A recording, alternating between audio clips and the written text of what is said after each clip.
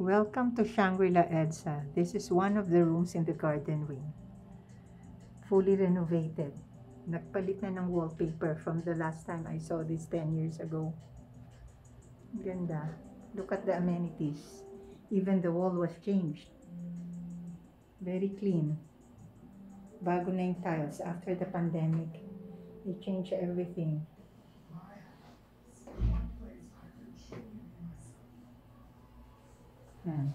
They're using new amenities. Bago na. Usually yung mga dati, it's on the green bottle. But now they discarded it. Ganda. There's a painting. And there's a place where you can put your cell phone while you're in the bathroom. Na stable para hindi mahulog sa water or on the floor. There's still a bathtub. Kasi yan ay bagong amenities nila. Ganda. Organic. Grandmasters. Simple. So if you want to have a condo o may condo na kayo, you can design it this way. Part of it, kahit small siya, decente, then you can just modify. There's a full-length mirror on the doorway.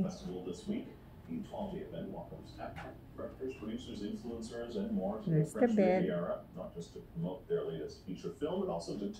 They're still with the Hope Bottle, helping charitable institutions. Including bans on nudity and luminous outfits with large train. Now, Cannes is a showcase for films from around the world, and now And they have their special banana cake, the best banana cake in all of the hotels in the Philippines. And they usually give samples to guests. Ito, chocolate banana, banana pecan, banana walnut, banana raisin. Let's look. Open natin.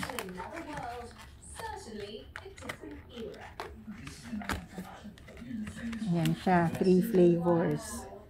Banana raisin, the pure banana bread, and banana walnut. Meron pa yan sila, banana with dark chocolate.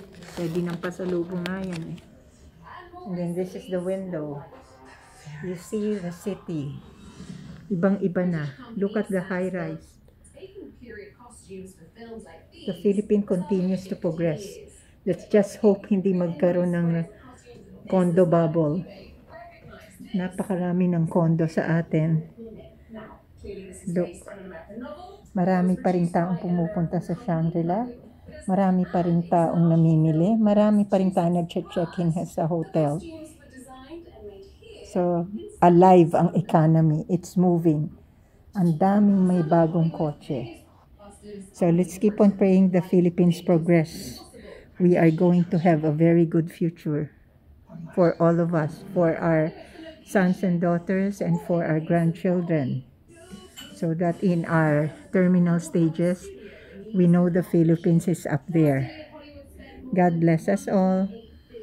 If you want to spend and save your sanity after a hard work, you can reward yourself with staycation. Kahit sa kasama niyo yung mga loved ones niyo, kaibigan niyo, it's a great relief. Kahit hindi kayo mag-out of country, kung ito lang yung kaya, at the meantime, it helps.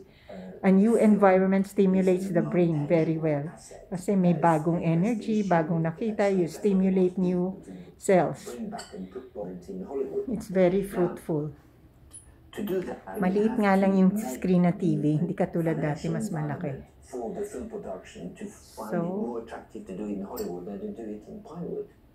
I hope you enjoyed it. Kaya natin yan, kahit paminsan once a year. A gift to yourself to stay in the room. Have a massage, have the amenities, enjoy them. Thank you.